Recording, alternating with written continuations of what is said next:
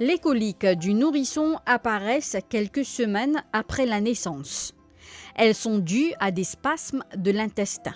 Elles se traduisent par des crises de pleurs survenant le plus souvent après la tétée ou le biberon. Ces crises sont déconcertantes pour les parents parce qu'elles surviennent soudainement et disparaissent d'elles-mêmes.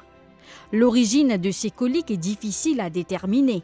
Ces crises disparaissent généralement au cours du 3e ou du 4e mois, aussi soudainement qu'elles sont apparues.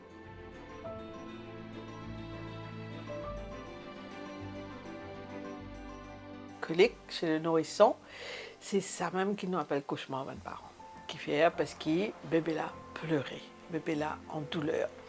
Mais d'abord, on nous dit que chaque fois que bébé pleurait, ça veut dire qu'il peut faire une colique. Donc, comment est-ce qu'il nous connaît déjà que ce que bébé peut gagner, c'est une colique? Parce que bébé a pleuré, parce qu'il est fat, il a pleuré, parce qu'il fait tata, mais ça sent se couche, il a envie de prendre lit, et il y a plusieurs raisons qui font un bébé pleurer. Mais quand un bébé pleurait, un pleur de douleur en général, il stretch, étend sur les pieds, sur des pieds, il étend sur la main, il tortille, parfois il rejette sur la tête en arrière. Vraiment une douleur. En général, quand un nourrisson, c'est ce qu'on appelle colique. Qui fait nous bébés gain colique et surtout qui besoin faire. Et dans ban cause, déjà la façon que bébé naît, nous connaît qui césarienne pour donner plus colique. Là, on peut dire mais césarienne qui fait les relier en colique. Quand bébé là naît par césarienne, tout le temps nous dit il passe par la fenêtre, il pas passe par voie vaginale ce moment. Donc, il n'y a pas de bonnes bactéries qui rentrent dans ce tube digestif. Il n'y a pas de bactéries qui est dans la salle de l'opération quand il n'est pas césarienne.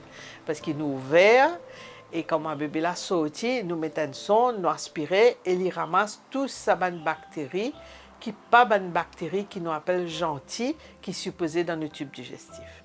Donc, ces bonnes bactéries-là, elles sont en général méchantes. Ils vont produire certaines toxines, allons mettre ça comme ça, qui pour donner aux enfants la colique.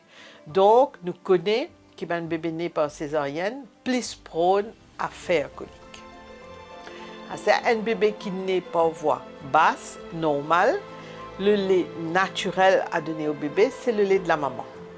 Et il y a beaucoup, madame, pour dire non, mais les autres pensées n'est pas trop important. Peut-être qu'il est capable de mix, mais quand on voit le travail qui peut arriver, ou bien non, mon peine a assez d'îler, ou bien non, il est compliqué. Mais la nature, ça. Donc, ça du lait maman-là, surtout sa première du lait qui nous peut gagner dans ces quelques jours-là, le colostrum, ça même qui pour meilleure façon donne sa tube digestif, sa bébé-là, une bonne colonisation avec les bactéries qu'il faut et qui peut diminuer ce colique. Donc, ça déjà, c'est des problèmes qui nous ont dans Maurice. Nous taux césarienne très élevé et nous taux allaitement maternel PBC. Donc, c'est sûr que nous avons un bébé, nous avons un nourrisson pour plus prône à colique. Et troisième raison, qui peut être aussi très parlant et qui moins de monde connaît, c'est ce qu'on appelle overfeeding. C'est-à-dire, bébé là n'est que boire en la journée.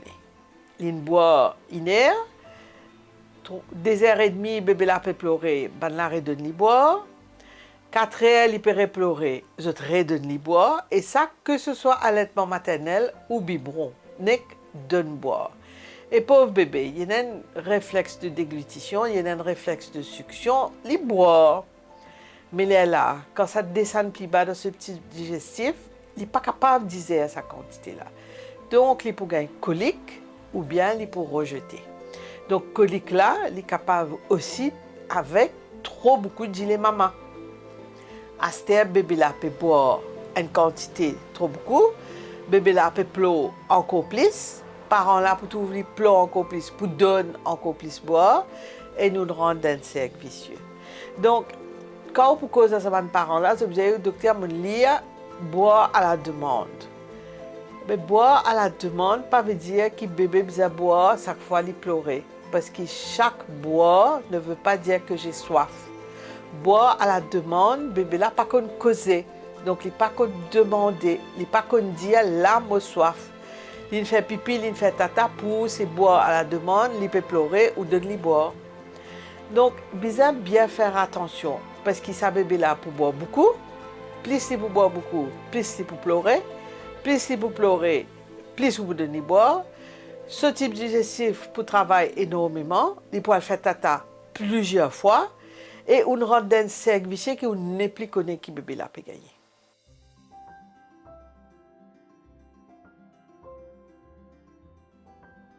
Après son repas, le nourrisson est calme et content, puis se met soudain à pleurer.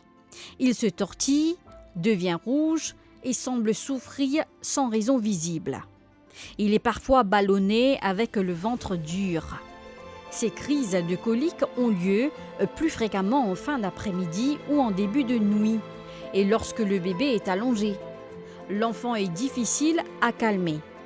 Il émet parfois des gaz ou des sels, ce qui semble le soulager.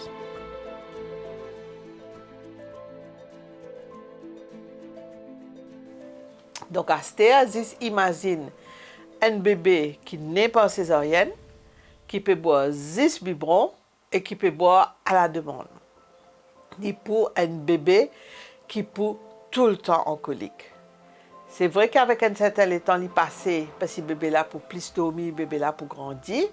Mais qui fait, nous besoin faire nos bébés gagner misère, pleurer et gagner douleur, ça 4-5 premiers mois là. Donc, calcule bien. Si vous prenez le choix, si c'est une cause médicale, oui, césarienne. Allaitement maternel, ou toujours dans le choix. Colostrum, très important. Même si vous faites une semaine, 2 semaines, 3 semaines, 1 mois, c'est déjà ça.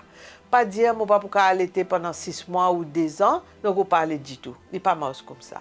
Et 3e mois, ou bébé, à la demande, il n'est pas encore causé, donc vous avez compris cette demande.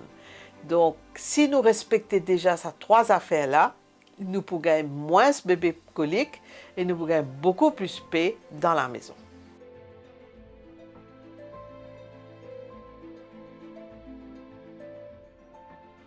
Aussi désagréables soient-elles, les coliques du nourrisson cessent spontanément.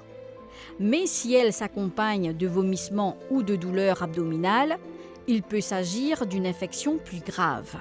Si l'enfant a de la fièvre, les coliques peuvent en fait révéler une infection, notamment une gastro-entérite.